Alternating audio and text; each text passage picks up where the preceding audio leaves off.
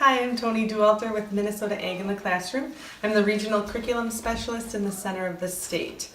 This is one of our lesson kits for February, and every month regional specialists have different lesson kits they're able to give to teachers. This is my favorite for February, which is I Love to Read Month. In each kit you will get a folder that has the actual lesson. This is from the matrix. If you go on our website and click on the curriculum matrix, that's where over 400 lessons for teachers are listed. And this one is called Who Grew My Soup? So we printed out the lesson for you along with any other materials that you need or any printouts. And that's in here along with the book, which this one is great. Who Grew My Soup? And this book shows how this child does not want to eat his soup because he does not know where it came from. So he finds out in the book who grew his soup. And along with it, this lesson, you also get the matching cards.